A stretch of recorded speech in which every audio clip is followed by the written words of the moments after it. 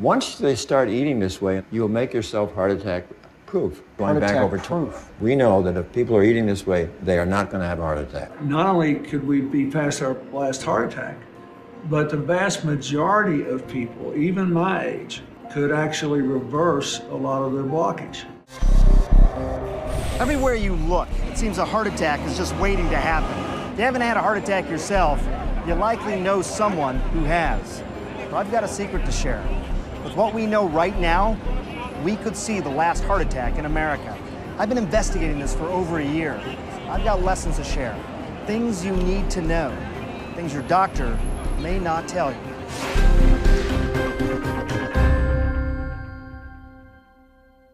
I was lucky I didn't die of a heart attack. Former President Clinton, like too many people, was busy. And for years, he ignored warning signs from his heart. But in 2004, during an exhausting book tour, there was something different.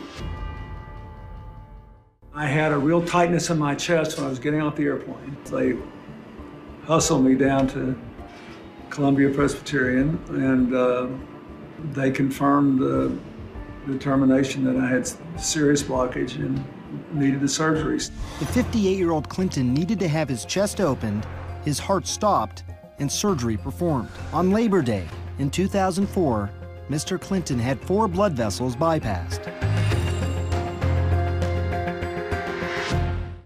If it happened to him, could it happen to you? What about me?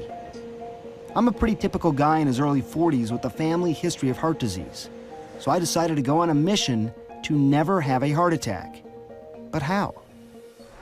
When people talk about trying to end heart attacks in the world, or in America at least, one of the ways to do that is to take a look inside the heart, see what's happening before someone ever has a problem.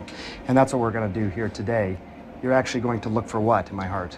Yes, for calcium, which is part of the atherosclerotic process, the plaques in the heart. And if you're heading for a heart attack in 5, 10, 20 years, you will already have plaque. It's a lifelong process. The coronary calcium scan. That's the test I'm having done. We can now find clues before heart trouble gets dangerous, even before the first symptoms. As president, Bill Clinton never got any of the advanced imaging, like the coronary calcium scan or the ultrasound of his carotid. Those are tests that are now more readily available to everyone. Did you ever wonder how seemingly healthy people can have a heart attack? This may surprise you. Most heart attacks happen in people with no symptoms, in people whose arteries are less than 50% blocked. Your body needs cholesterol, actually makes it. It's in the lining of every cell in your body. The liver sends out LDL cholesterol, and when everything works right, the good HDL scavenges excess LDL and brings it back to the liver. You also get cholesterol in foods, things like meat, French fries, eggs, butter, desserts, ice cream. Your cholesterol number is a good measure of what's in the blood. But here's the problem. It doesn't tell you if it's building up in the walls of your blood vessels, forming plaque. And it's the plaque that causes heart attacks. Here's what does matter: the size of your LDL, or bad cholesterol particles. Larger LDL particles don't pose much of a threat because they pass through the blood vessels without sticking. It's the smaller LDL particles that are more likely to lodge in the walls of blood vessels and cause a buildup of plaque. That's why Dr. Agatston wants a blood sample. He wants to find out if I have a lot of small LDL particles, a sign that I could be prone to building up plaque no matter what my overall cholesterol number is. Spend just a few moments with Bill Clinton and you'll see he's a changed man. For starters, he's a lot thinner than he was as president. Dr. Dean Ornish has studied and written about diet and heart disease for decades. Mrs. Clinton asked me if I would work with the chefs who cook for the first family, and then began working with President Clinton directly as one of his consulting physicians. The president did like unhealthy foods, and we were able to put soy burgers in the White House, for example, and to have him get foods that were delicious and nutritious. But President Clinton's heart troubles were not over. When the devastating earthquake struck Haiti in 2010, President Clinton flew to Port-au-Prince to support the relief efforts. I spent time with him and saw that he looked tired, not himself.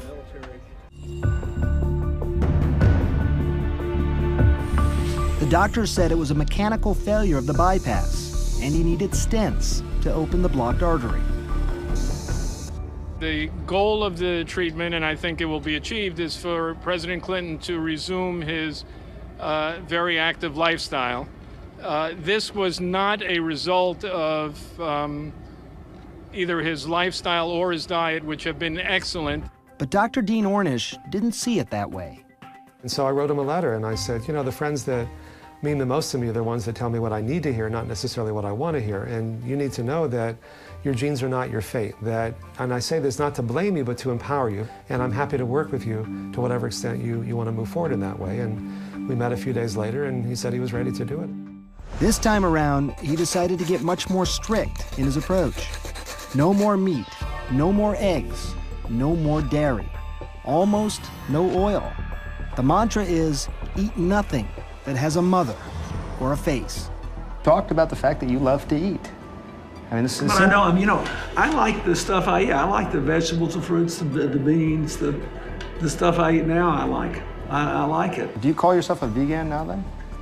Well, I suppose I am if I don't eat dairy or meat or fish. You're doing this for your health. Is Yes, that why you're doing it? Absolutely.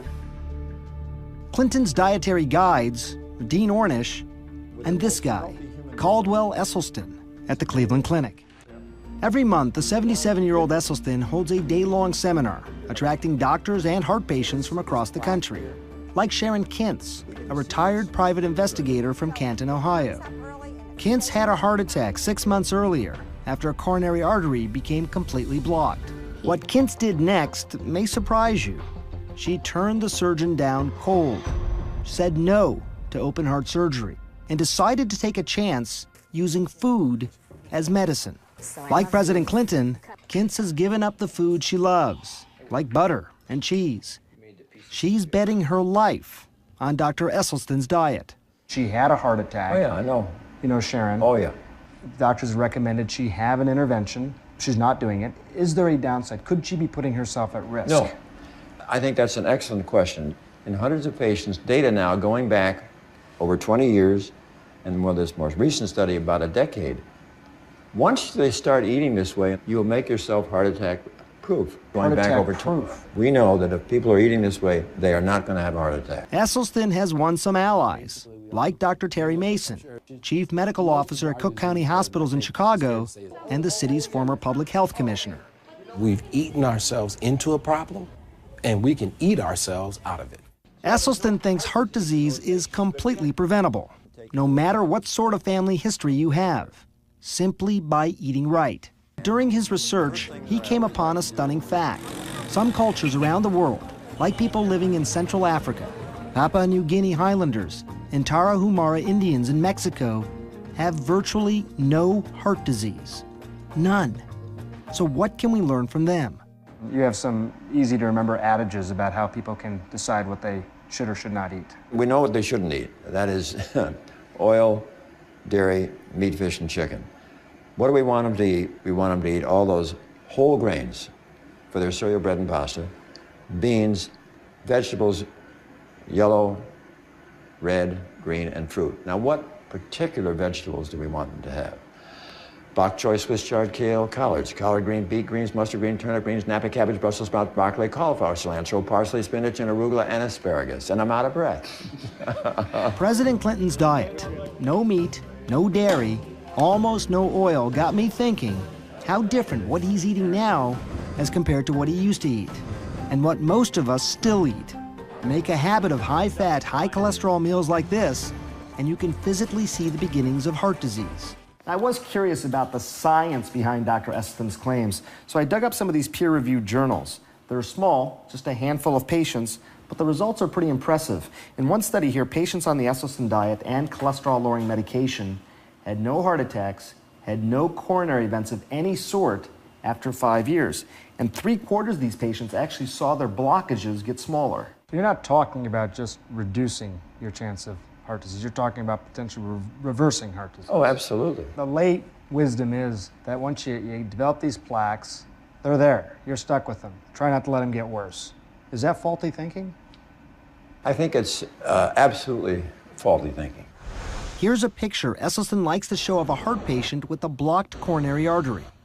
And here's that same patient after going on a plant-based diet. You see the way the blockage has almost disappeared? Sharon Kintz survived a heart attack a year ago after a coronary artery became completely blocked. Now she's counting on the Esselstyn diet to keep her from having another. Thankfully, your heart muscle function is normal. Kintz's cardiologist, Adnan Zaidi, says so far so good with the diet. It's a difficult sell, but those who get onto it have benefited from it without a question. Kintz is a true believer. So is former President Bill Clinton. And nowadays, they have a lot of high-powered company. All of these CEOs and former CEOs are either vegetarians or vegans. Would you call yourself healthy now? Well, I think I'm healthier than I was. I lost 20-something pounds. All my blood tests are good. All my vital signs are good. And I feel good. And I actually have, believe it or not, more energy. I seem to need less sleep. Once you begin making these changes, most people find they feel so much better so quickly, it reframes the reason for making these changes from fear of dying to joy of living. And joy is what's sustainable. A year into her diet, a year after her heart attack, Kintz says she feels great. Simply walking tired her out 12 months ago. So what about me? I have a family history. Am I heart attack proof? Time to find out. Time to see what fate has to offer Sure. me. Now, we had some good news when we did the imaging, Right. that you had no plaque in your coronary arteries Right. on the calcium score. Right. Someone made a comment to me that this is sort of a 4-year guarantee that I Yes. won't have a heart attack. Would you agree with that? Yes. More good news. Looking at my LDL, the bad cholesterol, Dr. Agatston tells me they're mostly large particles, the kind that don't build up as plaque in the blood vessels. If diet and exercise can make someone like me low risk for a heart attack, even with a strong family history, well, that's encouraging. I don't think there's any question that not only could we be past our last heart attack, but the vast majority of people, even my age, could actually reverse a lot of their blockage. Heart disease could be as rare as malaria today if we simply put into practice what we already know. It is possible to keep everybody from having a heart attack with education, with knowledge, with information. Now the question becomes, are people going to do this? I hope I've given you some food for thought today, and if all this makes you want to overhaul your diet, especially if you're a heart patient, you should talk to your doctor. Look, we've got a long way to go in this country, but I hope you'll join me so together we can work toward the last heart attack. I'm Dr. Sanjay Gupta. Thanks for watching.